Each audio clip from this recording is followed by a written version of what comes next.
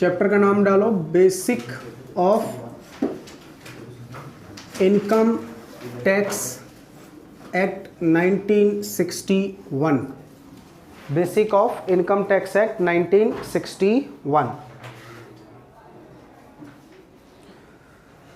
हमने जब last class basic का 1 पढ़ा था उसमें हमने ये सीख लिया था प्रीवियस ईयर क्या होता है, असेसमेंट ईयर क्या होता है, प्रीवियस ईयर में क्या करते हैं, असेसमेंट ईयर में क्या करते हैं। ठीक है, अब ध्यान से देखो बेटा, यहाँ पे वर्ड क्या लिखा हुआ है, इनकम टैक्स। हम पढ़ क्या रहे हैं, इनकम टैक्स। तो सबसे पहले समझना पड़ेगा what is the meaning of income. ठीक है, तो पहला हम टॉपिक पढ़ रहे हैं आज का, मीनिंग ऑफ इनकम। हेडिंग बनाओ, meaning of income.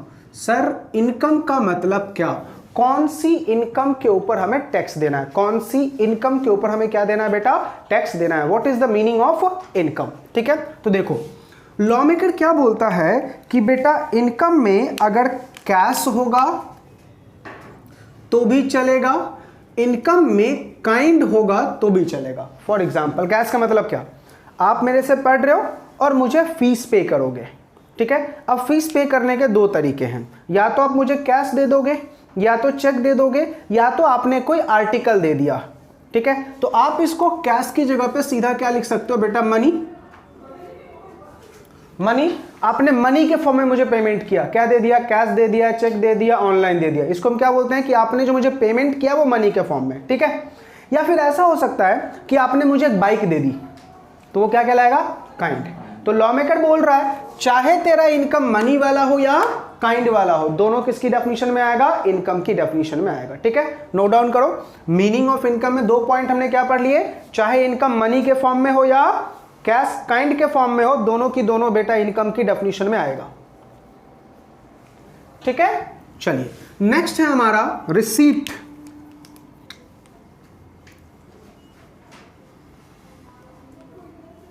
Receipt basis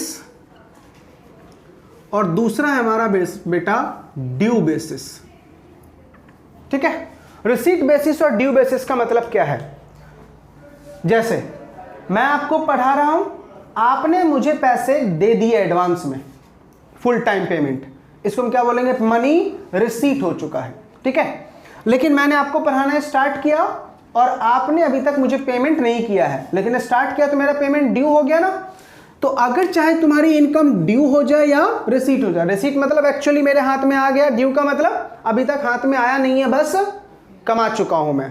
तो चाहे इनकम रिसीट बेसिस पे हो चाहे ड्यू बेसिस पे हो, दोनों की इनकम बेटा क्या होगी, टैक्सेबल होगी। ठीक है, नेक्स्ट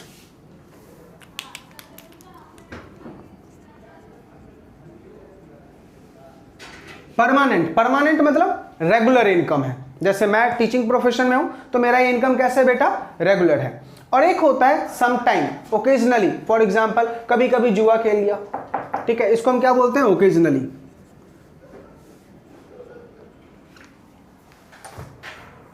सर मेरा बेसिक्स हो गया।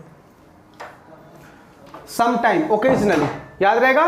तो देखो अभी तक हमने क्या पढ़ा, मनी के फॉर्म में हो, काइंड के फॉर्म में हो, रिसीट बेसिस हो, ड्यू बेसिस हो, परमानेंट हो या सम टाइम हो, सारी की सारी बेटा इनकम क्या होगी, टैक्सेबल। Next temporary. टेम्परेरी मतलब कैजुअल इनकम, टेम्परेरी मतलब कैजुअल, अभी आ रहा है फिर नहीं आएगा, इसको हम क्या बोलते हैं, टेम्परेरी इनकम। तो अगर आपका टेम्परेरी इनकम हो वो भी टैक्सेबल होगा। यानी करेक्ट ऑफ द स्टोरी क्या निकला, पैसा आया इनकम टैक्स भी आएगा, पैसा आया और इनकम टैक्स भी आएगा। नेक्स्ट बेटा ध्यान से, रेवेन्यू। ये सबसे ज्यादा एग्जाम में आता है, रेवेन्यू रिसीट, कैपिटल रिसीट। ठीक है, समझना, रेवेन्यू रिसीट और कैपिटल रिसीट। मैंने एक कार परचेज किया, ठीक है, और उस कार को मैं किराए पे लगाता हूं और रेंट कमाता हूं, दिस इज रेवेन्यू रिसीट। मैंने शेयर्स में इन्वेस्टमेंट किया और मुझे डिविडेंड मिल रहा है। मैंने म्यूचुअल फंड में पैसा डाला, मुझे वहां से रिटर्न आ रहा है, this is revenue receipt. Capital receipt, मैंने शेयर्स खरीदा, बेच दी, 5 लाख में शेयर्स खरीदा था और 6 लाख में बेची, 1 लाख का फायदा हुआ, दैट इज कैपिटल रिसीट। मैंने कार खरीदी और सेल कर दी, प्रॉफिट हुआ, दैट इज कैपिटल रिसीट। ठीक है। तो अगर तुम्हारा रिसीट रेवेन्यू वाला हो या कैपिटल वाला, अब इसको याद कैसे रखना है, कैपिटल असेट को इस्तेमाल करके पैसा कमाना रेवेन्यू, ठीक है, और कैपिटल असेट को सेल करके पैसा कमाना कैपिटल रिसीट। फॉर एग्जांपल मैंने बुक लिखी है, तो बुक के ऊपर मेरा क्या है, रॉयल्टी, बुक के ऊपर मेरा क्या है, कॉपीराइट। अब मैं कॉपीराइट किसी को दिया तो वो मुझे क्या दे रहा है, royalty, that is revenue receipt. मैंने कॉपीराइट सेल ही कर दी, कैपिटल रिसीट, क्योंकि कॉपीराइट क्या है बेटा, कैपिटल असेट है। समझ में आया नहीं आया, याद रहेगा। अब लास्ट बेटा बहुत ही ज्यादा इंपॉर्टेंट, इनकम टैक्स डिपार्टमेंट क्या बोलता है, चाहे इनकम तेरा लीगल हो या इलीगल इनकम हो, हमें कोई फर्क नहीं पड़ता, तुझे टैक्स देना पड़ेगा। समझ में आ रहा। फॉर एग्जाम्पल आपका कोई अनडिस्क्लोज्ड इनकम है, मतलब तुमने उसका प्रॉपर डिस्क्लोजर नहीं दिया, डिपार्टमेंट क्या मानेगा, उसको इलीगली मानेगा ना। भाई अगर तुम्हारे पास डिस्क्लोज, फॉर एग्जांपल मेरे अकाउंट में 5 लाख रुपए दिखे, मुझसे पूछा अमित ये 5 लाख कहां से आए, मैंने स्लिप दिखा दिया, सर ये देखो यहाँ पे मैंने ट्यूशन पढ़ाया था, उसका ट्यूशन फीस मुझे 5 लाख का आया है, लीगल इनकम, ठीक है। लेकिन 5 लाख मेरे अकाउंट में दिखे, लेकिन उसका कोई सोर्स मेरे पास नहीं है, डिपार्टमेंट क्या मान लेगी उसको, इलीगल। समझ में आ रहा नहीं आ रहा। तो चाहे लीगल हो या इलीगल हो कोई फर्क नहीं पड़ता, डिपार्टमेंट आपसे क्या लेगा बेटा, टैक्स लेगा। समझा। इसका जब टैक्स रेट वाला चैप्टर पढ़ाऊंगा तो याद रखना, जो अनडिस्क्लोज्ड इनकम होती है उसके ऊपर पता है टैक्स कितना जाता है, 60% का टैक्स जाएगा, 25% का सरचार्ज और 4% का health and education cess, approximate 78% ये आता है इफेक्टिव रेट। कैसे निकालेंगे, कैलकुलेट करो फटाफट, 60 का जरा 25% निकालो, 60 का 25% निकालो, कितना आया, 15। तो ये देखो 15 आ गया, 60 रेट है, 15 सरचार्ज हो गया, तो अब बेटा रेट कितना हो गया, 75। अब इसका 4% निकालो, 0.6 क्या 0.6 पक्का, 75 का 4, हाँ 3, तो कितना आ गया बेटा 75 प्लस 3, इफेक्टिव रेट कितना आ गया 78%। अगर तुम्हारा कोई अनडिस्क्लोज इनकम है, पढ़ाऊंगा सेक्शन 68 69 वाली इनकम्स होती है वो अनडिस्क्लोज होती है। अनडिस्क्लोज का मतलब क्या, मान लो आपका नाम क्या है, जय का एक बिजनेस है, जय का जब मैंने बैलेंस शीट चेक किया तो उसमें 3 करोड़ के बुलियंस पाए गए। मैंने पूछा जय बेटा ये कहाँ से आया, बोला सर मेरे पास कोई सोर्स अवेलेबल नहीं है। क्या मान लूंगा उसको मैं, अनडिस्क्लोज्ड इनकम, सीधा कितना ठोकूंगा उसके ऊपर, 78%। समझा। तो जब मैं आपको पीजीपी वाला चैप्टर पढ़ाऊंगा तो वहां पे बताऊंगा अनडिस्क्लोज इनकम किसको किसको माना जाता है, और वहां पे सीधा टैक्स कितना लगेगा, 78% का। बताओ इनकम का मतलब सबको समझ में आ गया। इनकम में किसी भी टाइप की इनकम हो, डिपार्टमेंट क्या ले लेगा बेटा, टैक्स। समझ में आ गया, लिख लिया सबने इतना, नोट ये मत कीजिएगा, नोट कर लीजिए।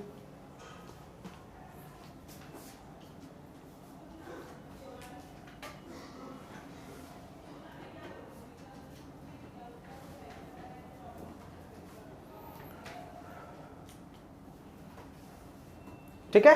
अब ध्यान से बेटा, इनकम टैक्स के अकॉर्डिंग से ये जो इनकम है ना, ये 2 टाइप की होती है। इनकम टैक्स के अकॉर्डिंग से जो इनकम है, रफ करूं, इनकम टैक्स के अकॉर्डिंग से ये जो इनकम है बेटा, ये 2 टाइप का होता है। सुनना, एक होता है हमारा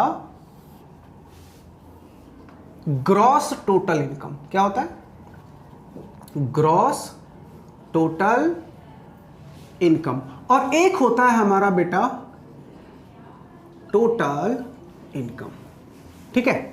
अब ध्यान से, सर डिपार्टमेंट ने क्या बोला कि बेटा 2 टाइप के इनकम होते हैं, कौन से, टोटल इनकम और ग्रॉस टोटल इनकम। टैक्स लगेगा टोटल इनकम के ऊपर, ना कि ग्रॉस टोटल इनकम के ऊपर। समझा। तो पहले आपको अपने इनकम का ग्रॉस निकालना होगा, उसको टोटल में कन्वर्ट करना होगा, अब जो अमाउंट आएगा उसके ऊपर आपको क्या देना होगा, टैक्स। ठीक है। तो अभी मैं समझाता हूं कि ग्रॉस टोटल इनकम का मतलब क्या होता है, टोटल इनकम का मतलब क्या होता है, फिर बताऊंगा how to compute total income. अभी हम सिर्फ क्या पढ़ रहे हैं, मीनिंग ऑफ टोटल इनकम और ग्रॉस टोटल इनकम। इसके बाद क्या पढ़ेंगे, how to compute gross total income और टोटल इनकम। करेक्ट है। पहले हम क्या पढ़ रहे हैं बेटा, मीनिंग ऑफ, इसको शॉर्ट में पता है क्या बोलते हैं, जीटीआई और TI.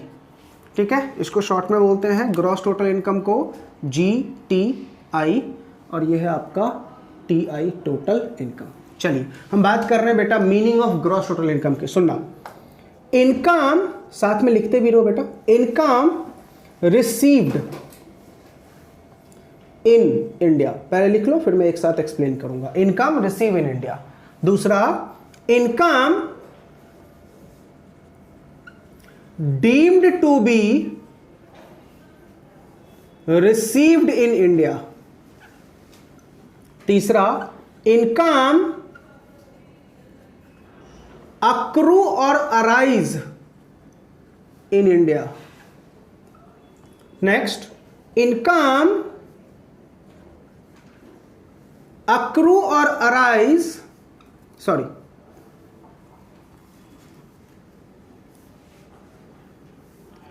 Deemed to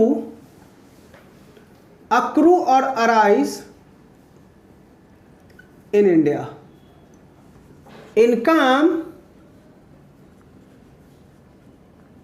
accrue or arise outside India. 5 बातें मैंने लिखी है बेटा।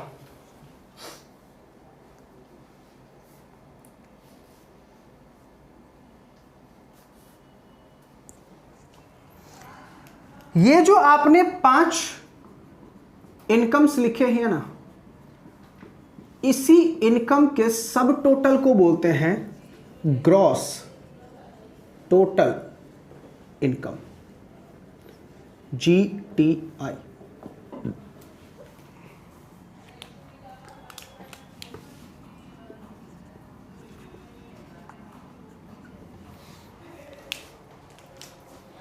इसी को हम क्या बोलते हैं बेटा? Gross total income.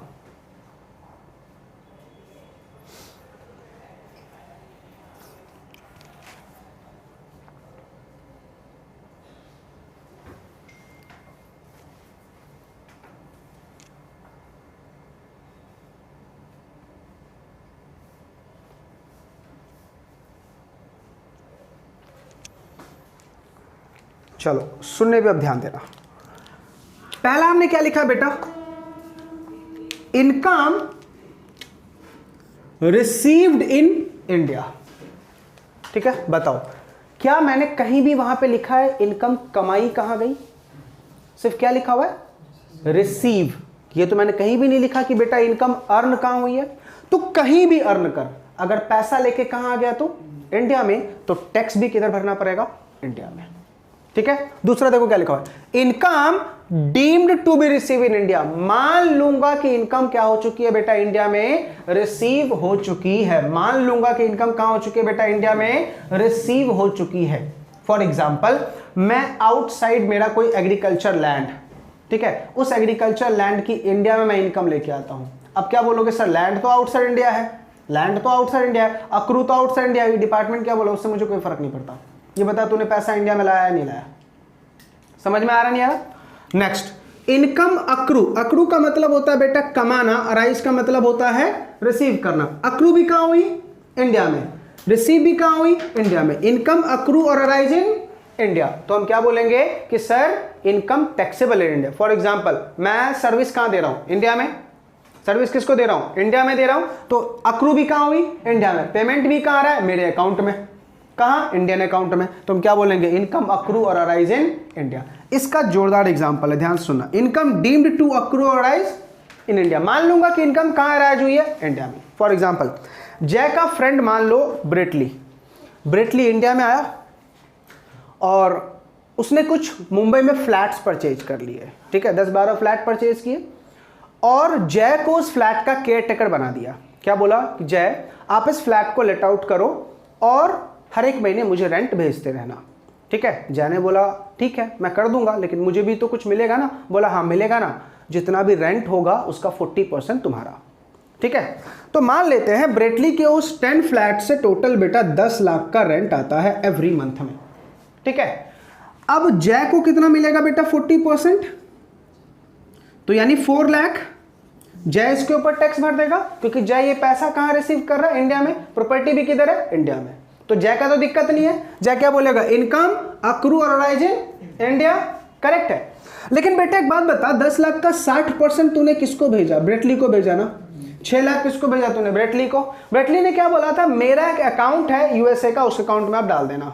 ठीक है, अब ब्रेटली के अकाउंट में पैसा दिखा, करेक्ट है। इनकम टैक्स डिपार्टमेंट बेटली आपको टैक्स देना पड़ेगा, ठीक है। उसने बोला कि सर क्यों, पैसा तो मैंने आउटसाइड इंडिया रिसीव किया है ना, लेकिन लॉ मेकर ने क्या बोला, नो डाउट आपने पैसा आउटसाइड इंडिया रिसीव किया, लेकिन कहां से पैसे आए, इंडिया से। सोर्स क्या है इसका, इंडिया। तो हम क्या बोलेंगे, income deemed to accrue or arise in India, क्योंकि प्रॉपर्टी किधर है, इंडिया में।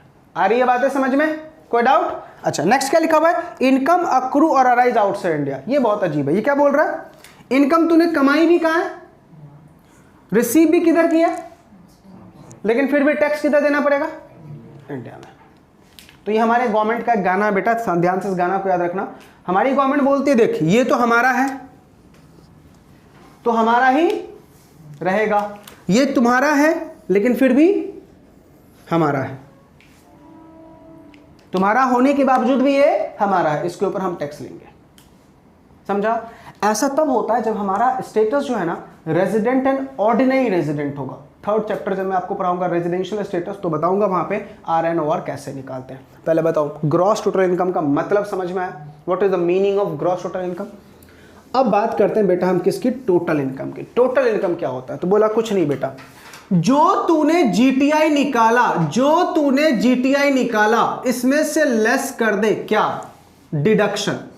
क्या मिलता है बेटा आपको, डिडक्शन। कौन से चैप्टर का, तो बोला under chapter 6A under section 80C to 80U, ये लेस कर दो, ये डिडक्शन क्या कर दो बेटा, लेस कर दो।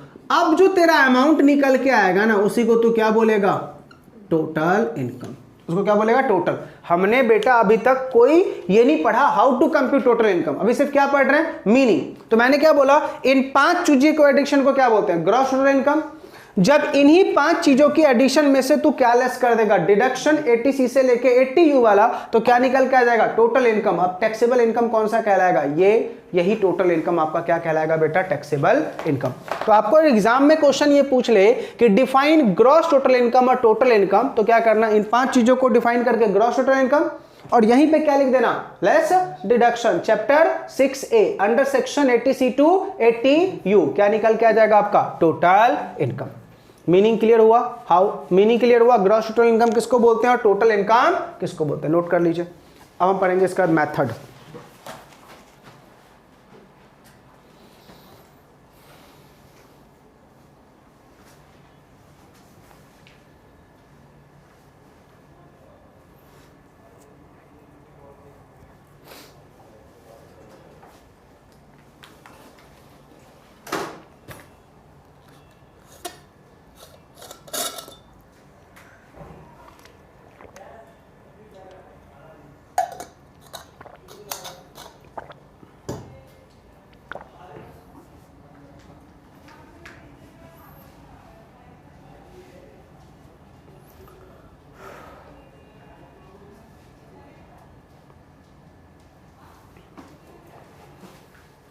डन।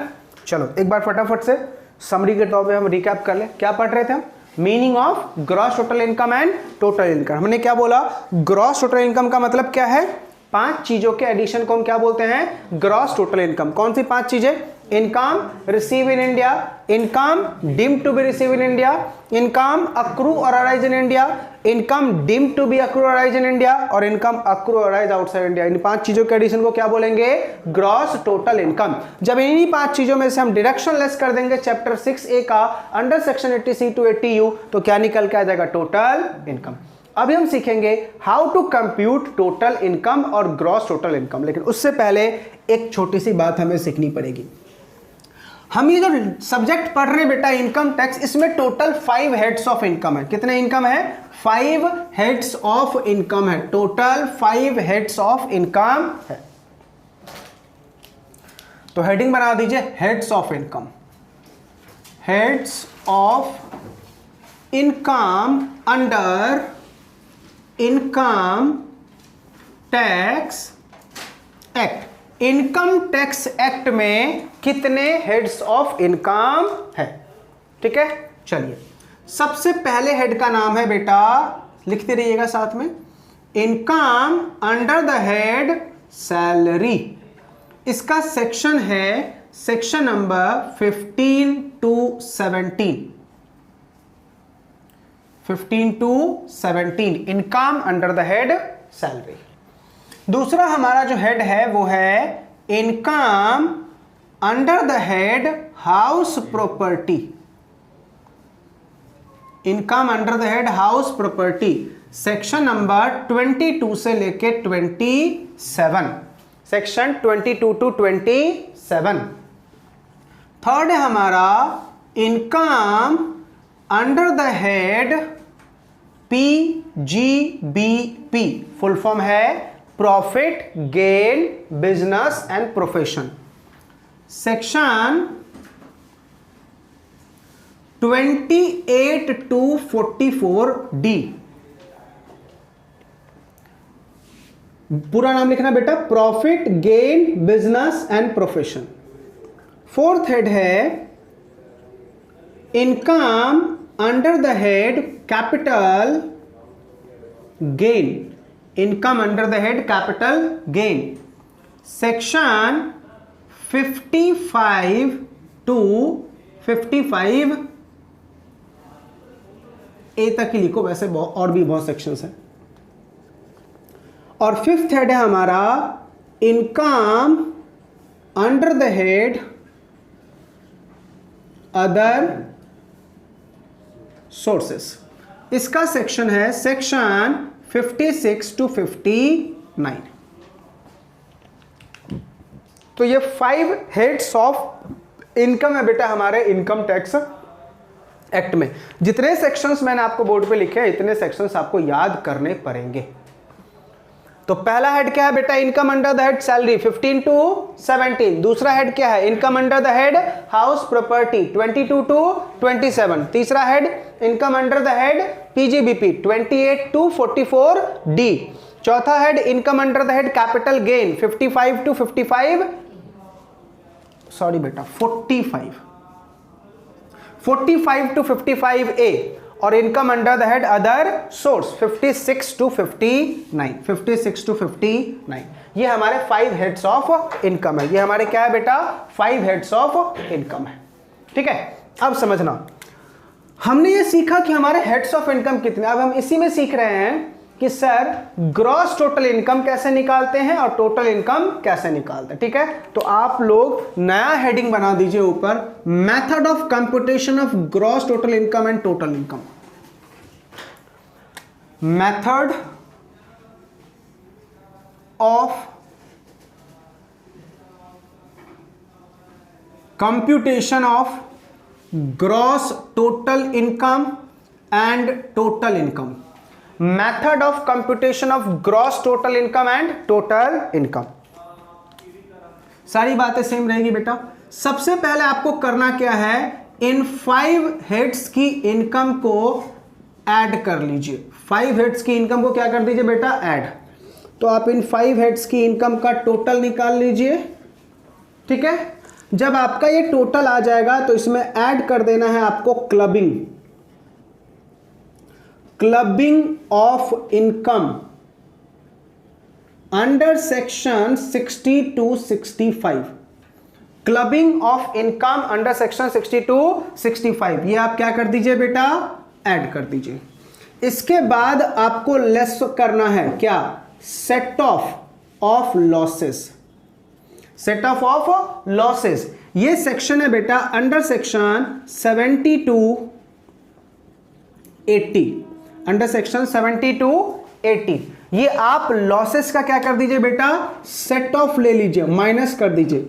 अब जो आपका अमाउंट निकल के आएगा उसको बोलेंगे ग्रॉस टोटल इनकम। इसको क्या बोलेंगे बेटा, ग्रॉस टोटल इनकम। ठीक है, अब इसी ग्रॉस टोटल इनकम में से आप लेस कर दीजिए क्या, deduction under chapter 6A under section 80C to 80U, ये आप लेस कर दीजिए। तो अब जो आपका अमाउंट निकल के आएगा यही आपका निकल के आएगा बेटा टोटल इनकम। समझा? तो हमें 5 हेड्स की इनकम को ऐड कर देना है उसमें ऐड करना है क्लबिंग, लेस करना है सेट ऑफ, क्या निकल के आ जाएगा ग्रॉस टोटल इनकम, और उसमें से क्या लेस कर देना डिडक्शन, क्या निकल के आ जाएगा बेटा टोटल इनकम। क्लियर हुआ? अब ध्यान से सुनो, जैसे ही आपका ये टोटल इनकम आ जाएगा यहां पे एक सेक्शन बेटा आपके ऊपर अप्लाई हो जाएगा, that is section number 288A। क्या अप्लाई हो जाएगा? 288A। आपको इस टोटल इनकम को क्या करना है? Round of. क्या करना है बेटा? Round of. राउंड ऑफ समझते हो? मैथमेटिक्स में फ्रैक्शन के बाद वाली चीजों को हम इग्नोर करके 1 कर देते थे, यहां पे राउंड ऑफ करोगे मल्टीपल ऑफ 10 में। किसमें? मल्टीपल ऑफ 10 में। कैसे राउंड ऑफ करते हैं सीखना। सेक्शन क्या है राउंड ऑफ करने का? 288A। कैसे राउंड ऑफ करोगे? एग्जांपल समझाता हूं बेटा। मान लो आपकी इनकम आई 1,68,239.60, ऐसे आपकी इनकम आई, ठीक है। तो लॉ मेकर क्या बोलता है बेटा, यहां पे मैथ्स का फंडा बिल्कुल नहीं लगाना है, ठीक है। सबसे पहली बात, पॉइंट के बाद वाली चीजों को तो बिल्कुल इग्नोर कर देना, हमें पॉइंट के बाद वाली चीजें चाहिए ही नहीं, ठीक है। पॉइंट के बाद वाली चीजों को बिल्कुल इग्नोर कर दो, वो हमें नहीं चाहिए। सिर्फ ये पता कर कि तेरा लास्ट डिजिट कितना है, लास्ट डिजिट जो भी तुम्हारा फिगर है उसका लास्ट डिजिट कितना है। अगर ये लास्ट डिजिट 5 या 5 से ज्यादा है, देखना ये आ रहा है कैमरे में, ये आ रहा है, हाँ। लास्ट डिजिट कितना है बेटा? 5 या 5 से ज्यादा, तो इसको राउंड ऑफ करो 10 के मल्टीपल में अपर साइड, और अगर 5 या 5 से कम है तो 10 के मल्टीपल में लोअर साइड, ठीक है। अब मुझे बताओ, ये 5 से ज्यादा है ना, तो आपको क्या करना है? 10 के मल्टीपल में अपर साइड, तो आप क्या करोगे सीधा 1,68,000। अब देखो इसमें 10 का मल्टीपल करना है अपर साइड ना, तो 1,68,240। 240 आपको करना क्या है बेटा? जो फ्रैक्शन है ना इसको हटा दो, मतलब इसको 0 मान लो, 30 कर दो, ठीक है, और इसमें 10 ऐड कर दो, क्योंकि ये फिगर क्या है? 5 से ज्यादा है। लेकिन मान लो ऐसा होता, अगर मान लो ऐसा होता 1,68,233, तो बताओ लास्ट डिजिट क्या 5 से ज्यादा है? लास्ट डिजिट क्या 5 से ज्यादा है? नहीं है ना, कम है ना, तो अब इसको लोअर साइड 10 के मल्टीपल में, तो अब क्या लिखेंगे बताओ? 1,68,230। समझा? पक्का? चलो आप लोग मुझे बताओ फटाफट आंसर क्या होगा।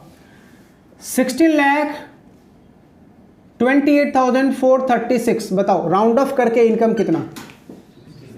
16,28,440। वेरी गुड, समझ में आ गया? अच्छा, अगर ऐसे होता तो 17,28,391, तो 17,28,390। समझ में आ गया राउंड ऑफ कैसे करना है? तो आपसे किसी ने पूछा बेटा इनकम का राउंड ऑफ करने का सेक्शन क्या है, तो क्या बोलोगे?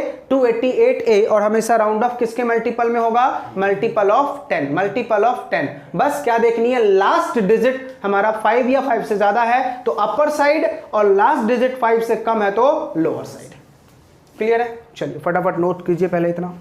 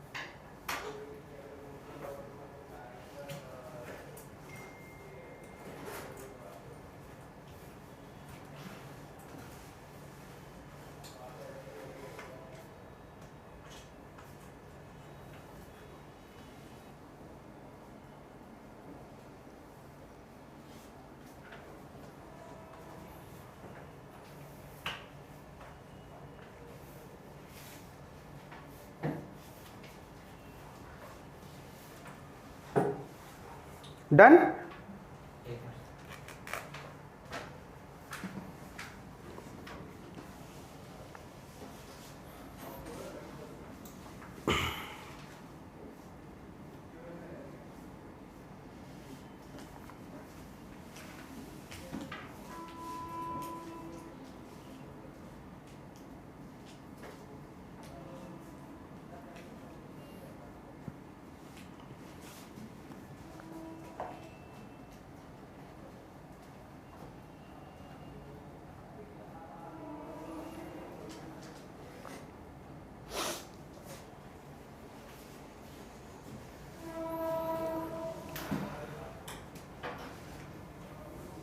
तो ये हमने क्या सीख लिया बेटा, how to compute gross total income and total income. अब हम निकालना सीखेंगे हाउ टू कंप्यूट टैक्स, ठीक है।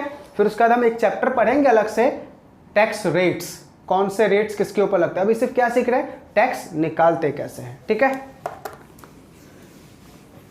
हेडिंग बना दो, how to compute tax, how to compute tax.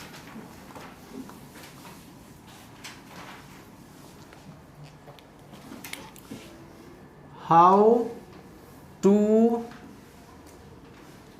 Compute tax. बेटा टैक्स निकालते कैसे हैं, टैक्स निकालते कैसे हैं, ठीक है। चलिए अभी हमने क्या निकाल लिया था इससे पहले वाले में, टोटल इनकम निकालना सीख गए। तो आप क्या कीजिएगा, जो टोटल इनकम आपने एज पर 288 निकाला राउंड ऑफ करके, तो सबसे पहले लिखिए टोटल इनकम।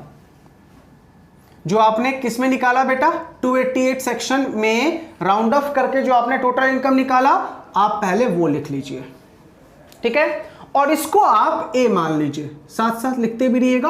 आप पहले क्या कीजिए बेटा, टोटल इनकम निकाल लिया जो आपने 288 ए में, उसको आप ए मान लीजिए, ठीक है। बस इसको यहां पे अंडरलाइन है, ए खत्म। हमने टोटल इनकम पहले लिख लिया। अब क्या करना है हमें, टैक्स ऑन ए। टैक्स किसके ऊपर निकालना है बेटा, ए के ऊपर। जो भी आपका ए आया उसके ऊपर टैक्स निकाल दीजिए। अभी जो टैक्स आएगा ना, इसको आप बी मान लीजिए। इस टैक्स को क्या मान लीजिए बेटा, बी। अब इस टैक्स में आपको ऐड करना होता है सरचार्ज। सरचार्ज बताऊंगा, सरचार्ज का रेट क्या है, क्यों ऐड करते हैं, सारी चीजें हम बाद में पढ़ेंगे। सरचार्ज किसके ऊपर निकालना है, ऑन बी। सरचार्ज किसके ऊपर निकालना है बेटा, ऑन बी। तो हमने ये सरचार्ज निकाल दिया बी के ऊपर, तो क्या आ जाएगा बेटा, सी। अब आप टोटल कर दीजिएगा। अब आप क्या कर दीजिएगा बेटा, टोटल। किसका टोटल, बी प्लस सी का। बी प्लस सी का क्या कर दीजिएगा, टोटल। तो ये क्या निकल के आ जाएगा आपका, डी। बी प्लस सी का टोटल कर दीजिएगा, ये क्या निकल के आ जाएगा, डी। अब आपको इसके ऊपर एक एक्स्ट्रा टैक्स देना होता है जिसको बोलते हैं health and education cess at the rate of 4% on D. किसके ऊपर, डी के ऊपर आपको हेल्थ एंड एजुकेशन सेस देना है। तो अब जो आपका अमाउंट निकल के आएगा उसको आप बोलेंगे ई। उसको आप क्या बोलेंगे बेटा, ई। अब जो आपका अमाउंट निकल के आएगा उसको हम क्या बोलेंगे बेटा, ई। करेक्ट है। अब ध्यान से, अब आप क्या कर दीजिए, अगेन टोटल कर दीजिए। अगेन क्या कर दीजिए बेटा, टोटल कर दीजिए। किसका टोटल कर दीजिए, डी प्लस ई का। डी प्लस ई का क्या कर दीजिए बेटा, टोटल। तो ये क्या निकल के आ जाएगा आपका, एफ। डी प्लस ई का टोटल कर दीजिए, क्या निकल के आ जाएगा आपका, एफ। करेक्ट है। अब आप क्या कीजिए, अगर आपने एडवांस टैक्स पे किया था, ठीक है, तो वो यहां पे लेस कर दीजिए। एडवांस टैक्स पे किया था वो यहां पे क्या कर दीजिए बेटा, लेस कर दीजिए। अगर आपका टीडीएस कटा था या टीसीएस गया था, ठीक है, तो वो लेस कर दीजिए। टीडीएस का full form tax deduction at source और टीसीएस का full form tax collection at source, ठीक है, ये लेस कर दीजिए।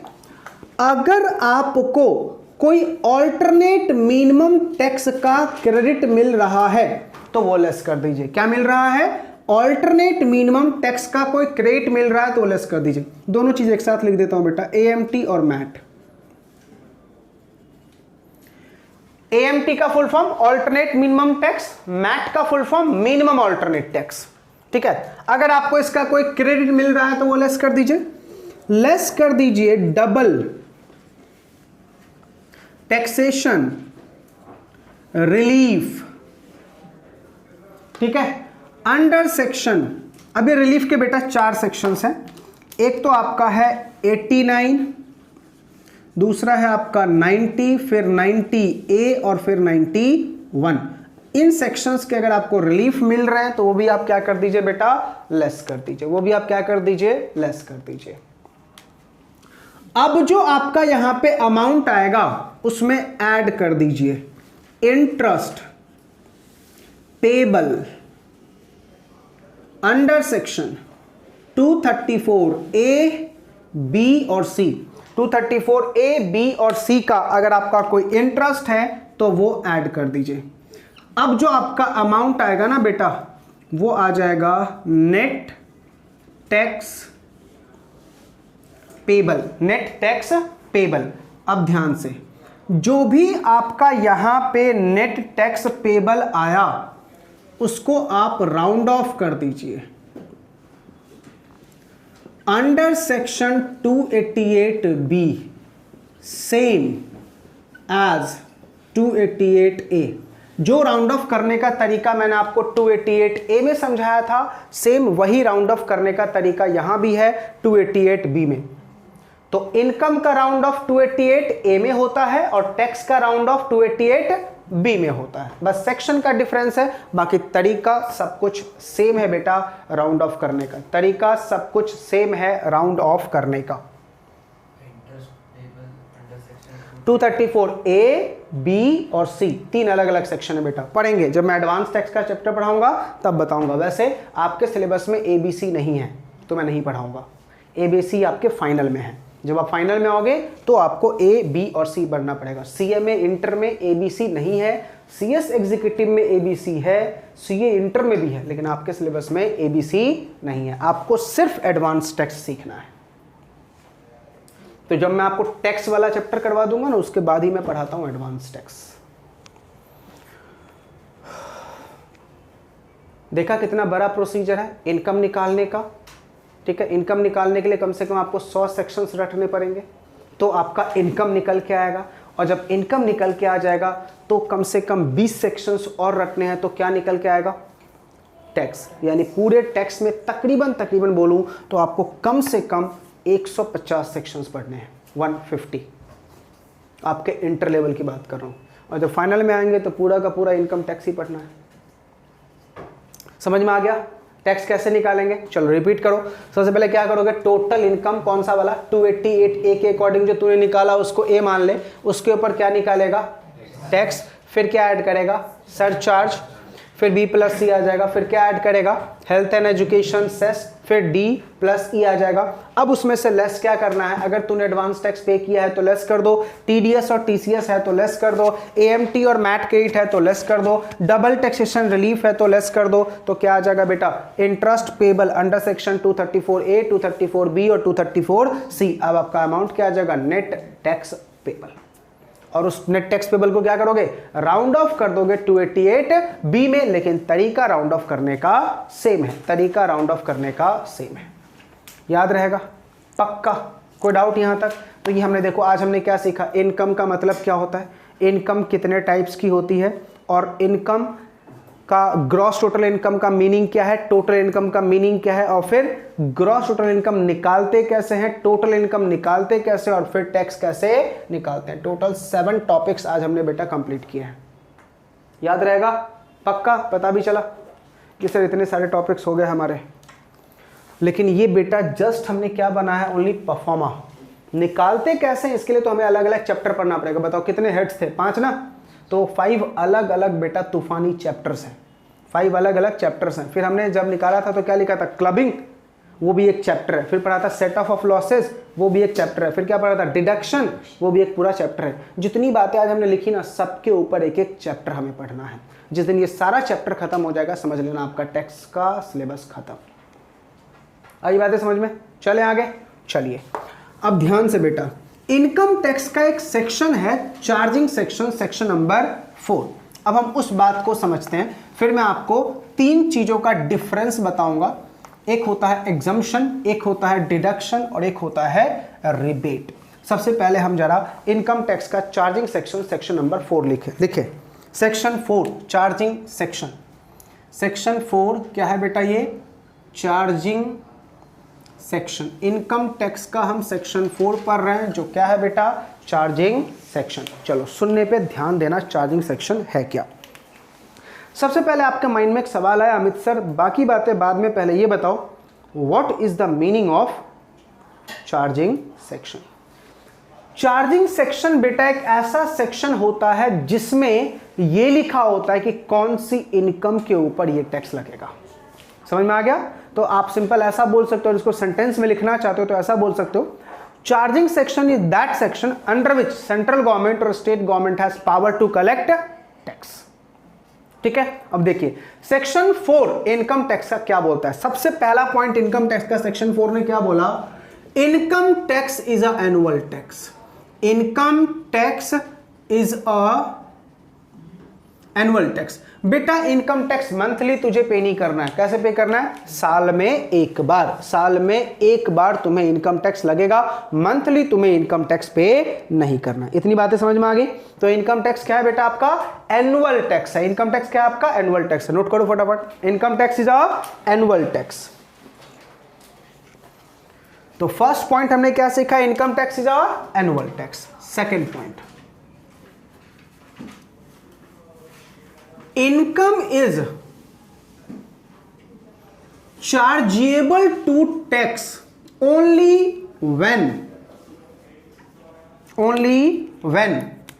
the total income exceed the basic exemption limit। Basic exemption limit. देखो मैंने क्या बोला, total income is chargeable to tax only when the total income exceed the basic exemption limit. इसका मतलब होता है कि बेटा तेरे इनकम के ऊपर टैक्स तभी लगेगा जब तो एक पर्टिकुलर इनकम से ज्यादा कमाएगा। अब ये बेसिक एग्जम्पशन लिमिट कितना है वो मैं आपको टैक्स रेट वाले चैप्टर में पढ़ाऊंगा डिटेल में। अभी के लिए बस इतना हिंट, अगर तेरी इनकम बेसिक एग्जम्पशन लिमिट की बेटा 3 अलग अलग स्लैब हैं, 2,50,000 से ज्यादा हो गया तो भी टैक्स लगा दूंगा, 3 लाख से ज्यादा हो गया तो भी टैक्स लगा दूंगा, और 5 लाख से ज्यादा हो गया तो भी टैक्स लगा दूंगा। इसको बोलते हैं बेसिक एग्जम्पशन लिमिट। अब ये 2.5 लाख, 3 लाख और 5 लाख जो है ना, अलग अलग कैटेगरी के लोगों के लिए डिफाइन है। 2.5 लाख किसके लिए, 3 लाख किसके लिए, 5 लाख किसके लिए, ये हम टैक्स रेट वाले चैप्टर में जाकर सीखेंगे कि बेसिक एग्जम्पशन लिमिट कौन से एसएससी का कितना है। याद रहेगा, एसएससी का मतलब जिनको टैक्स पे करना है, उसको हम क्या बोलते हैं बेटा लीगल टर्म में? एसएससी। तो कौन से एसएससी का कितना बेसिक एग्जम्पशन लिमिट मिला है, ये कहां हमें पढ़ना पड़ेगा? टैक्स रेट वाले इनकम में। समझ में आ गया? चलो ध्यान से, थर्ड पॉइंट क्या बोल रहा है? Tax will B charged on total income. Tax किसके ऊपर चार्ज किया जाएगा बेटा? टोटल इनकम के ऊपर, not the gross total income. Tax हमेशा किसके ऊपर चार्ज किया जाता है बेटा? टोटल इनकम के ऊपर, not the gross total income, not the gross total income. Next point, tax is charged at 2 rates. Tax जो है बेटा इंडिया में वो 2 रेट से चार्ज होता है। टैक्स इंडिया में 2 रेट से चार्ज होता है। एक रेट है बेटा हमारा स्पेशल रेट। एक रेट क्या है? Special rate. और एक है हमारा बेटा स्लैब रेट। स्लैब रेट, ठीक है। स्पेशल रेट कहां लिखा होता है? तो बोला अंडर इनकम टैक्स एक्ट, ठीक है। सर स्लैब रेट कहां लिखा होता है? तो बोला under finance act. Slab rate कहां लिखा होता है? Under finance act. तो देखो हमने क्या बोला, इंडिया में दो रेट से टैक्स लगाई जाती है, एक स्पेशल रेट और एक स्लैब रेट है। आपसे किसी ने पूछा एग्जाम में एमसीक्यू आ गया, बेटा स्लैब रेट कहां ढूंढूं जाके, तो क्या बोलना, इनकम टैक्स में जाके ढूंढो, sorry special rate income tax में जाके ढूंढो, स्लैब रेट कहां जाके ढूंढो, फाइनेंस एक्ट में जाके ढूंढो। आई बातें समझ में आनी पक्का। तो इनकम के ऊपर दो रेट से बेटा टैक्स लगता है, दैट इज स्पेशल रेट और स्लैब रेट, स्पेशल रेट और स्लैब रेट। इतनी बातें क्लियर हो गई। चलो ये चारों पॉइंट में पहले रिपीट कर दो। इनकम टैक्स जो है बेटा वो एनुअल टैक्स है। Income is charge to the tax only when total income exceed the basic exemption limit. Tax will be charge on the total income not the gross total income, और tax is charge at two rates. तो ये दोनों rates बेटा हम जब tax rate वाला chapter पढ़ेंगे उसमें पढ़ेंगे कि स्पेशल रेट क्या है और स्लैब रेट क्या है, स्पेशल रेट क्या है और स्लैब रेट क्या है। अभी के लिए सिर्फ हमने क्या बोला कि स्पेशल रेट कहां लिखा हुआ है, इनकम टैक्स एक्ट में, और स्लैब रेट कहां लिखा हुआ है, अंडर द फाइनेंस एक्ट। ये रफ करो, इतनी पॉइंट सबने लिख ली।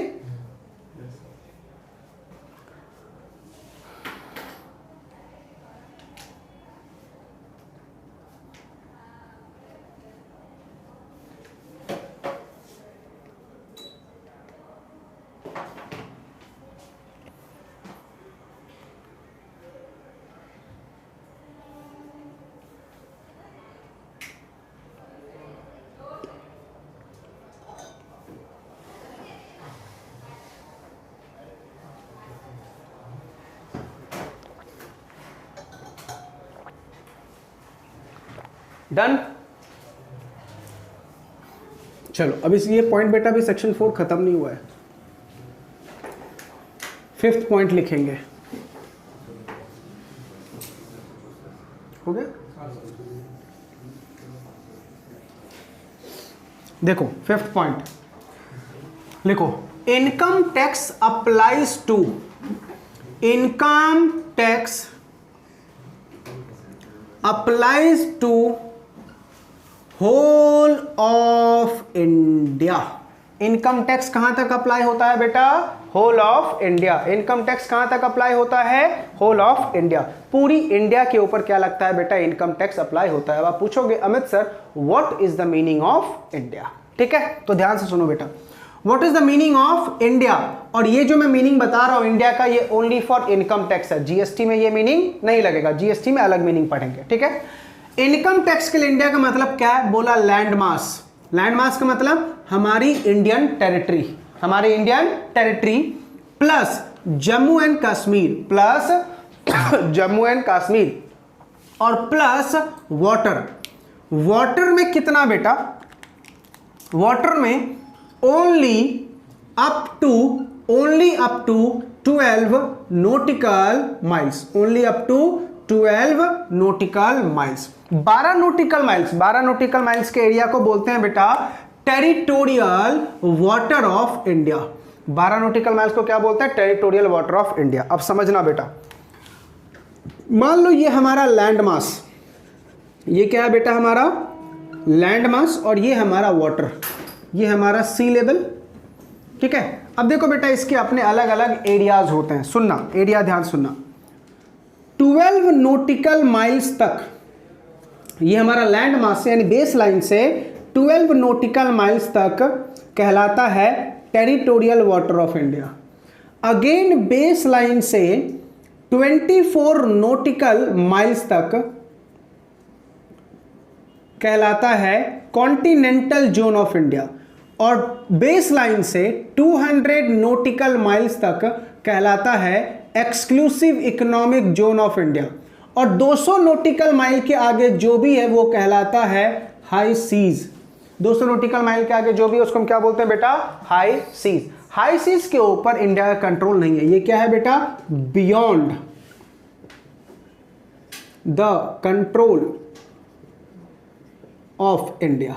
हाई सीज के ऊपर बेटा इंडिया का कंट्रोल बिल्कुल भी नहीं है, हाई सीज के ऊपर इंडिया का कंट्रोल बिल्कुल भी नहीं है। तो देखो हमने क्या बोला, हमने क्या बोला कि सर 12 नॉटिकल माइल्स तक territorial water of India, 24 nautical miles तक कॉन्टिनेंटल जोन ऑफ इंडिया, और 200 नॉटिकल माइल्स तक exclusive economic zone of India. अब आपके माइंड में एक चीज घर करके होगी, Amit sir what is the meaning of nautical miles, nautical miles का मतलब क्या होता है, ध्यान से सुनो।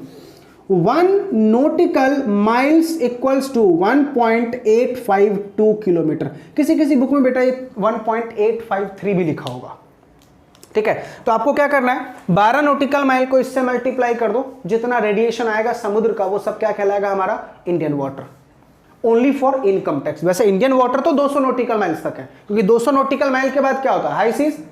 तो मैं क्या बोल रहा हूं, इंडियन वाटर तो 200 नॉटिकल माइल्स तक है, लेकिन इनकम टैक्स 200 नॉटिकल माइल तक नहीं लगता। इनकम टैक्स ओनली कहां तक लगता है, 12 नॉटिकल माइल्स तक, ठीक है। तो आपसे किसी ने पूछा कि बेटा इनकम का डेफिनेशन क्या है फॉर इनकम टैक्स पर्पस, तो क्या बोलोगे, सर लैंड मास तो पूरा है, जमीन पूरा है, उसके बाद जम्मू एंड कश्मीर भी है, पानी भी हमारा सर कुछ एरिया इंडिया के डेफिनेशन में आता है फॉर इनकम टैक्स प्रोविजन। पानी का जो हमारा पूरा एरिया है वो 200 नॉटिकल माइल है। एक नॉटिकल माइल का मतलब होता है 1.852 किलोमीटर।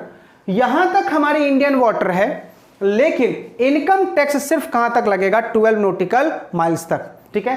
हाई सीज में इनकम टैक्स अप्लाई नहीं होगा, 24 नॉटिकल माइल्स में इनकम टैक्स अप्लाई नहीं होगा, उसके बाद 200 नॉटिकल माइल्स में इनकम टैक्स अप्लाई नहीं होगा। इनकम टैक्स कहां तक अप्लाई होगा, पानी में, ओनली 12 नॉटिकल माइल्स तक। तो बेटा इंडिया का मतलब आपको समझ में आया, what is the meaning of India for income tax purpose. This definition is only for income tax purpose, not for history, civics, geography, GST. उसके लिए बेटा डेफिनेशन अलग है इंडिया का। आ रही है बातें समझ में, पक्का नोट कर लीजिए फटाफट।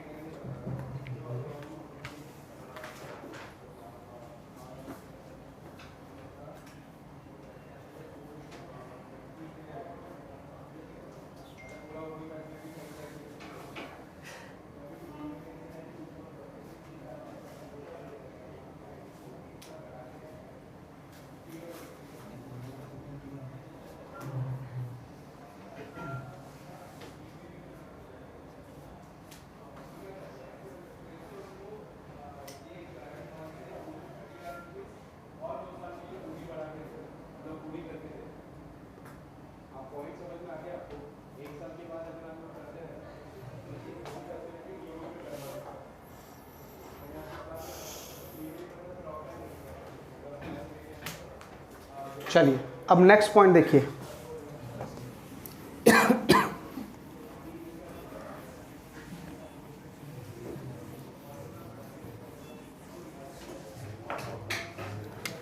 लिखो, income of person is to be determined on the basis of residential status. Income जो है पर्सन की वो कैसे डिटरमाइन की जाती है बेटा, रेजिडेंशियल स्टेटस के ऊपर। इसका हम पूरा एक चैप्टर पढ़ेंगे। अगर तुम्हारा residential status resident in India है तो ही बेटा तुझे इनकम टैक्स इंडिया में पे करना है। अगर तुम्हारा रेजिडेंशियल स्टेटस जो है वो रेजिडेंट इन इंडिया नहीं है तो तुम्हें इनकम टैक्स इंडिया में पे करने की जरूरत नहीं है। इनकम टैक्स आप इंडिया में तब पे करोगे जब तुम्हारा रेजिडेंशियल स्टेटस क्या होगा बेटा, रेजिडेंट इन इंडिया। अगर रेजिडेंट इंडिया है तो टैक्स पे करो, अदरवाइज मत पे करो, ठीक है। अब ध्यान से एक बात समझना, ऑल्दो हमारा बेटा प्रोविजन क्या है, इनकम कौन से साल में अर्न करते हैं, इनकम अर्न होता है प्रीवियस ईयर में, और बेटा टैक्स कौन से साल में पे करते हैं, असेसमेंट ईयर में। लेकिन ये बेटा नॉर्मल प्रोविजन है। टेक्निकली क्या होता है, प्रीवियस ईयर में, टेक्निकल प्रोविजन बता रहा हूं बेटा, प्रीवियस ईयर में हम क्या करते हैं, इनकम अर्न और साथ में टैक्स पेड, टैक्स भी पेड करते हैं। इस टैक्स को हम बोलते हैं एडवांस टैक्स, एडवांस टैक्स। इस टैक्स को बोलते हैं टीडीएस, इस टैक्स को बोलते हैं टीसीएस। ये हम प्रीवियस ईयर में ही बोल देते हैं, ठीक है। अब असेसमेंट ईयर में क्या होगा, असेसमेंट ईयर में सबसे पहले आप रिटर्न ऑफ इनकम फाइल करेंगे। असेसमेंट ईयर में सबसे पहले आप क्या करेंगे बेटा, रिटर्न ऑफ इनकम फाइल करेंगे। डिपार्टमेंट को आरओआई फाइल कर दिया, रिटर्न ऑफ इनकम फाइल करने के बाद डिपार्टमेंट आपकी इनकम की असेसमेंट करेगा, यानी डिपार्टमेंट पता लगाया कि भाई तू जो आरओआई फाइल कर रहा है उसमें सब कुछ सही है या गलत है। जब डिपार्टमेंट ने असेसमेंट कर लिया तो डिपार्टमेंट इसका टैक्स भी निकाल देगा। क्या निकाल देगा, टैक्स भी निकाल देगा। आप समझना, इस टैक्स में से लेस किया जाएगा, क्या लेस किया जाएगा, जो हमने ऑलरेडी पहले टैक्स दिया था। कौन कौन सा, एडवांस टैक्स, टीडीएस और टीसीएस, ये तीनों बेटा लेस कर दिया जाएगा। अब लेस करके दो चीजें हो सकती है, या तो डिमांड या तो रिफंड।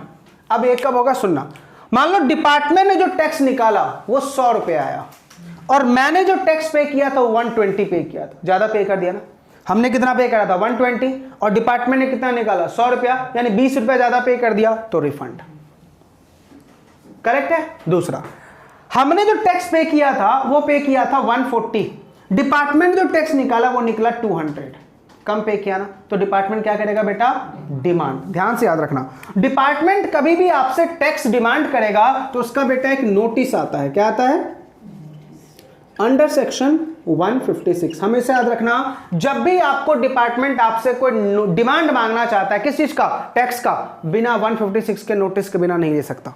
क्या भेजना पड़ेगा उसको, 156 का नोटिस भेजो, और तभी तुम मुझसे टैक्स की क्या कर सकते हो, डिमांड कर सकते हो, ठीक है। अच्छा, डिपार्टमेंट खुद से रिफंड कर देगा। जैसे मान लो मैंने 80 रुपीज यहां पे कर दिया था, डिपार्टमेंट का टैक्स आया ओनली 40, भाई मैंने तो 40 रुपए ज्यादा दे दिए ना, क्या डिपार्टमेंट आपको 40 रुपीज वापस कर देगा, कभी नहीं बेटा, कभी नहीं। इंडियन गवर्नमेंट है, कभी नहीं। तू नोटिस लगा, पहले तुम नोटिस लगाओ, तब वो तुम्हें क्या भेजेंगे, रिफंड भेजेंगे। लेकिन उनका पैसा रहेगा ना 100 पे, उनको बातें याद रहती है। फिर हमारा पैसा ज्यादा है तो अपना है, और उनका पैसा कम है तो तुम चोर हो। समझ में आ रहा नहीं आ रहा, ये हमारी बेटा इंडियन गवर्नमेंट की फिलॉसफी है। हम अगर ज्यादा टैक्स पे कर देते तो कभी ईमानदारी से तो उन्होंने कभी वापस नहीं किया, हमें अप्लाई करना है। अगर तू अप्लाई किया तो वापस, नहीं अप्लाई किया तो रख लेंगे, वो बिल्कुल वापस नहीं करेंगे। समझ में आ रहा नहीं आ रहा, तो इसीलिए हमने भी क्या बोला, ठीक है डिमांड मेरे से कब करोगे, नोटिस भेजो, बताओ किस वजह से आप डिमांड कर रहे हो, पूरा एक्सप्लेन करके भेजो, कहां पे मैंने टैक्स कम पे किया, फिर हम आपको क्या दे देंगे, टैक्स पे कर देंगे। आ रही है बातें समझ में, पक्का। तो इसी के साथ हमारा चार्जिंग सेक्शन बेटा जो छोटा सा था, सेक्शन नंबर 4 खत्म। समझ में आ गया चार्जिंग से सेक्शन आपको।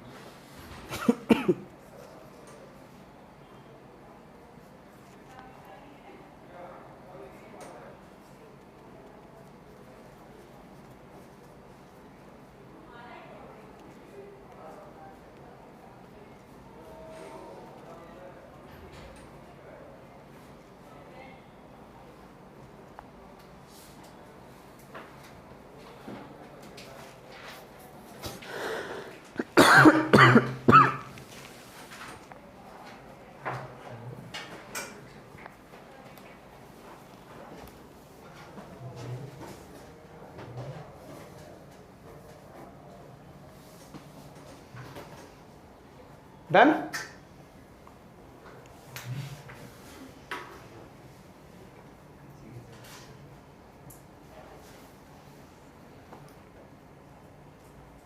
बस 2-3 टॉपिक और फिर ये चैप्टर खत्म, फिर छुट्टी। अगली क्लास पढ़ेंगे हम rates of tax, how to compute the tax.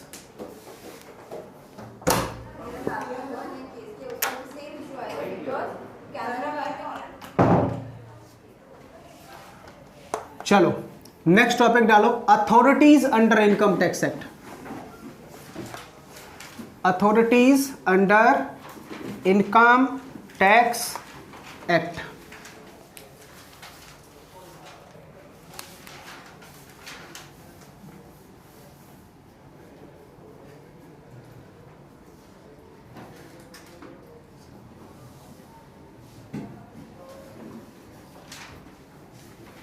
Income tax act में बेटा कौन कौन सी अथॉरिटीज है? इनकम टैक्स एक्ट में कौन कौन सी अथॉरिटीज है?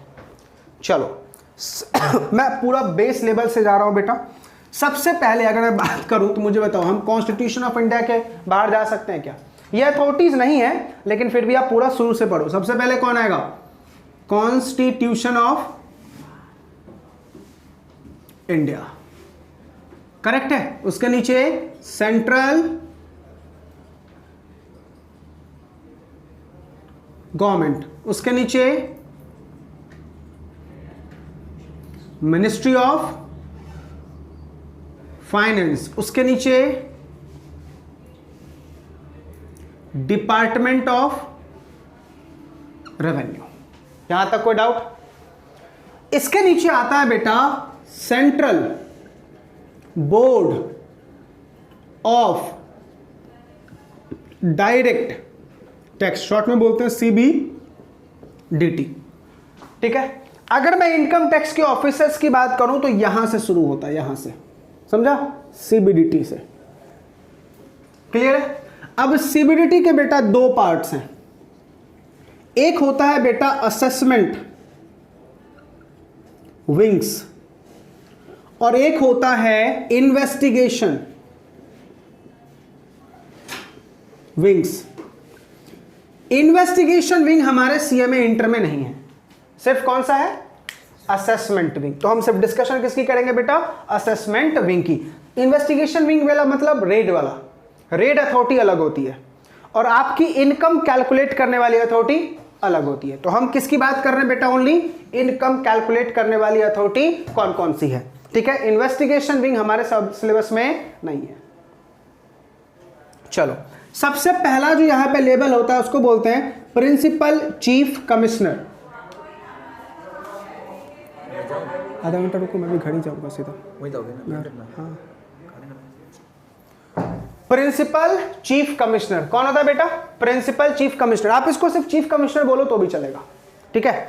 इसके नीचे होता है प्रिंसिपल कमिश्नर। आप सिर्फ कमिश्नर बोलो तो भी चलेगा, लेकिन आगे याद रखना principal chief commissioner of income tax, commissioner of income tax, correct है। उसके नीचे होता है बेटा एडिशनल कमिश्नर और ज्वाइंट कमिश्नर। क्या होता है? एडिशनल कमिश्नर और ज्वाइंट। ठीक है। अब देखो नीचे कंफ्यूजन होगा तुम्हें। असिस्टेंट कमिश्नर और डेप्टी कमिश्नर, दोनों में डिफरेंस नजर आया? ये क्या है? एडिशनल कमिश्नर और ज्वाइंट कमिश्नर। ये असिस्टेंट कमिश्नर और डेप्यूटी कमिश्नर, असिस्टेंट कमिश्नर और डेप्यूटी कमिश्नर, करेक्ट है। फिर उसके नीचे आता है बेटा, इसके नीचे मैं यहां पे कर रहा हूं income tax officer, income tax officer. फिर इसके नीचे आता है tax recovery officer, TRO, tax recovery officer. और फिर सबसे लास्ट में आता है इंस्पेक्टर। सबसे लास्ट में कौन आता है बेटा? इंस्पेक्टर। तो ये आपको हायरार्की है, ये आपको क्या है बेटा? हायरार्की है। समझ में आया? अगर आपसे किसी ने पूछ लिया कि बेटा इसमें से असेसमेंट कौन करेगा मेरी इनकम का, मेरी इनकम का असेसमेंट कौन करेगा, तो ये लोग बेटा इनकम को असेस करते हैं। तो आप इसको क्या बोल सकते हो? Assessment officer. समझ में आया? Assessment officer, assessment officer. आ रही है बातें समझ में? कोई डाउट? पक्का? तो ये बेटा हमारे इनकम टैक्स का क्या है, डिपार्टमेंट है। इतने लेयर्स ऑफ अथॉरिटी को अपॉइंट किया गया है कहां पे, इनकम टैक्स एक्ट में। समझ में आ गया। इन सब का एग्जाम पता कैसे होता है, यूपीएससी क्लियर करने के बाद ही आप इसमें जॉब लग सकती है। They are the perfect government employ, क्योंकि इनकी डायरेक्ट अपॉइंटमेंट कहां से होती है, मिनिस्ट्री से। समझ में आ रहा नहीं आ रहा, they are the perfect government employ. वो बातें समझ में आ रही है नहीं। हमारे सिलेबस में इन्वेस्टिगेशन विंग नहीं। अच्छा, इन्वेस्टिगेशन विंग में भी यही लोग होते हैं, बस वहां यहां पे हम क्या बोलते हैं, प्रिंसिपल, वहां पे क्या बोलते हैं, डायरेक्टर, नाम चेंज। वहां पे क्या बोलते हैं, डायरेक्टर। तो ये अपने सिलेबस में नहीं है, बाद में हम डिस्कस करेंगे। इतना समझ में आया, रट्टा मारो। सबसे पहले उसके नीचे central government, ministry of finance, department of revenue, central board of directors. इसके दो विंग्स, असेसमेंट विंग्स और इन्वेस्टिगेशन विंग्स। असेसमेंट विंग में कौन होगा, principal chief commissioner of income tax, फिर principal commissioner of income tax, additional commissioner और joint commissioner of income tax, assistant और deputy commissioner of income tax, income tax officer, tax recovery officer और inspector. आ रही है बातें समझ में या नहीं। अच्छा एक बात बताओ, मूवी देखी थी एक रेड, उसमें अजय देवगन गया था रेड मारने को, और एक स्पेशल 26 देखा था, उसमें भी रेड पड़ी थी ना। वो लोग कौन से विंग के लोग थे, सीधा कहां गए, रेड मारने को। आ रही है बातें समझ में या नहीं, पक्का। चलिए नोट कर लीजिए, इनके पावर्स, फंक्शन क्या होता है, ये सब चीज हम बेटा फाइनल में पढ़ते हैं।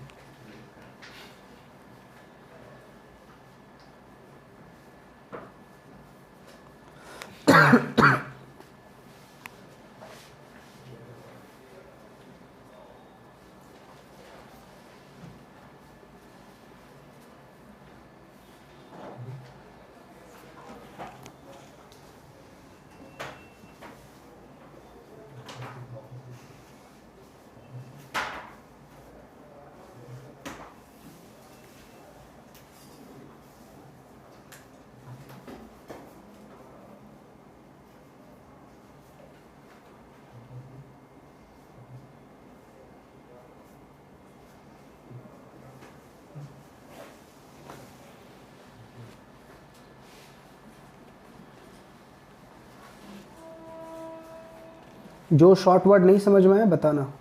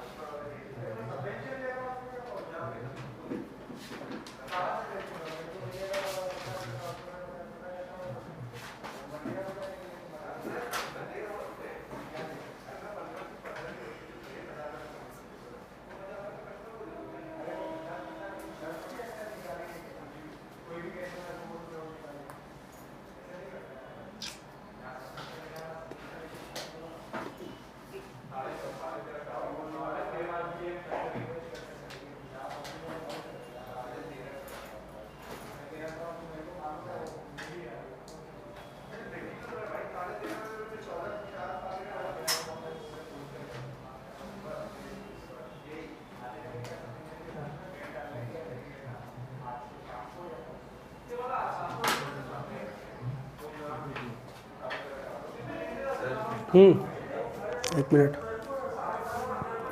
समझ में आ गया। तो ये हमारा बेटा खत्म हो गया authorities under the income tax act. ठीक है, लास्ट टॉपिक बेटा सुन लो, छोटा सा टॉपिक है, रफ करो इसको।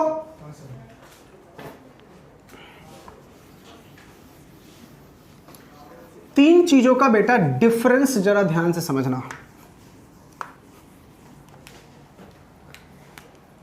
एक होता है हमारा रिबेट, एक होता है हमारा डिडक्शन और एक होता है हमारा एग्जम्पशन। ठीक है, इन तीन चीजों को ध्यान समझना, रिबेट, डिडक्शन और एग्जम्पशन, तीनों का डिफरेंस क्या है। रिबेट का मतलब क्या होता है? डिस्काउंट, आपको कुछ रिलीफ मिलेगा टैक्स का, लेकिन ये कंडीशनल होता है, एब्सोल्यूट नहीं होता। डिपार्टमेंट कुछ ना कुछ यहां पे पंगा जरूर डालेगा। जैसे मैं आपको एक टैक्स रेट में एक सेक्शन पढ़ाऊंगा 87A करके, वो रिबेट का ही सेक्शन है। वो सेक्शन क्या बोलता है कि रिबेट मिलेगा, लेकिन इसके लिए दो कंडीशन है। पहली कंडीशन, तू रेजिडेंट इंडिविजुअल होना चाहिए, ठीक है, और दूसरी कंडीशन, तेरी इनकम 5 लाख से ज्यादा नहीं होनी चाहिए। तो मैं तुझे क्या दूंगा? रिबेट। कितना दूंगा? मैक्सिमम 12,500, मैक्सिमम 12,500 का क्या मिलेगा? रिबेट मिलेगा। मत बताओ, कंडीशन थी ना? क्या कंडीशन थी? दो कंडीशन, भाई तू इंडिविजुअल होना चाहिए, वो भी रेजिडेंट वाला, और तेरी इनकम मैक्सिमम कितनी होनी चाहिए? 5 लाख, तो मैं रिबेट दूंगा, अदरवाइज नहीं दूंगा। तो रिबेट हमेशा क्या होता है बेटा? कंडीशनल होता है। ठीक है, अच्छा, डिडक्शन ग्रॉस में से मिलता है, हमने पढ़ा था ना अभी, ग्रॉस टोटल इनकम में से क्या मिलेगा? डिडक्शन। किस चीज का? खर्चे का। ठीक है, लेकिन खर्चे सारे अलाउड नहीं होंगे, पर्सनल खर्चे तो अलाउड ही नहीं है। जो खर्चे 80C से लेके 80U में लिखे हुए, बस वही खर्चे अलाउड है। फॉर एग्जांपल LIC लेते हो, उसका प्रीमियम पे करते हो, that is your expense, that is your expense. तूने किसी को डोनेशन दे दिया, दैट इज योर एक्सपेंस। समझ में आया नहीं? तो उसके खर्चे का 80C से लेके 80U में क्या मिलता है? डिडक्शन। तो डिडक्शन कहां से मिलता है? ग्रॉस में से। डिडक्शन कहां से मिलता है? ग्रॉस में से। एग्जम्पशन ये मिलता है नेट में से। ये हमेशा कहां से मिलेगा बेटा? ग्रॉस में से, और ये नेट में से।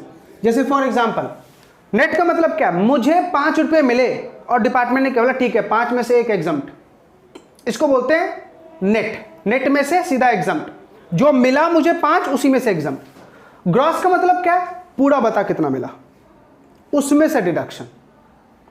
समझ में आया? जैसे फॉर एग्जांपल, हाउस प्रॉपर्टी की इनकम है, तो अगर मुझे हाउस प्रॉपर्टी एग्जम्प्ट करना है तो सिर्फ इसमें से एग्जम्प्ट होगा। मैंने क्या बोला? हाउस प्रॉपर्टी में से एग्जम्प्ट नहीं करा। तू बता सब मिला के तुझे कितना मिला, सारे हेड्स की इनकम बता, फिर मैं एक ही बार दे देता हूं तुझे। ठीक है, जैसे फॉर एग्जांपल बेटा, अपन दुकान पे सामान लेने जाते हैं, हर एक दुकान का भाव करते हैं सामान का, भाई ये मार्कर कितने का, अब इसमें बोलते हैं ठीक है ना 22 की है ना 20, ठीक है। उसके बाद बोतल की बात की, बोतल कितने की? 50, ठीक है 30। ऐसा करते हैं बार्गेन, हर एक आर्टिकल पे तू भाव कम करवाता है, दुकानदार देगा। वो क्या बोलता है? ठीक है बिल बना लो, बिल में 100 रुपये छोड़ दूंगा। तो बिल में 100 रुपये छोड़ने का मतलब क्या? उसने क्या किया है? डिडक्शन। लेकिन जब मैंने उसको बोला भाई ठीक है ना मार्कर में 2 रुपये छोड़ना, छोड़ दिए, ये क्या है? एग्जम्पशन। समझा? हमने 10 आर्टिकल लिए, 10 में हर एक में उसने 2-3 कम किया, ये क्या है? एग्जम्पशन। लेकिन उसने बोला ठीक है पूरा एक बार बिल बना, 10% डिस्काउंट, ये क्या है? अच्छा मुझे बताओ, फ्लिपकार्ट वगैरह क्या बोलते हैं? हम आपको डिस्काउंट देंगे, 5% का कैशबैक आएगा, 500 से ज्यादा का खरीदो, ये क्या है? रिबेट। समझ में आ रहा? क्योंकि वहां पे कंडीशन क्या डाला है? कैशबैक मिलेगा, लेकिन 500 से ज्यादा का खरीदो तो कैशबैक। ठीक है, आपने देखा होगा फ्लिपकार्ट पे 500 से ज्यादा का ऑर्डर करो डिलीवरी नहीं लेंगे, कंडीशनल है ना, it means that is rebate, condition डाला। तीनों में देखा जाए कम ही हो रहा है ना, लेकिन तीनों में कम करने का तरीका है ना। ये क्या बोल रहा है? टोटल में से। ये क्या बोल रहा है? जो मिला उसमें से। और ये क्या बोल रहा है? ऐसे नहीं दूंगा, मेरी बातों को फुलफिल कर पहले। लेकिन तीनों में मेरी बताओ इनकम ही कम हो रही है ना, तीनों का पर्पस क्या है? इनकम ही कम करना, लेकिन तीनों का मोटिव अलग अलग है। आ रही है बातें समझ में? तीनों बातें क्लियर हो गई? इसी के साथ बेटा हमारा बेसिक ऑफ इनकम टैक्स का चैप्टर खत्म, जिसमें हमने 2 लेक्चर्स बनाए।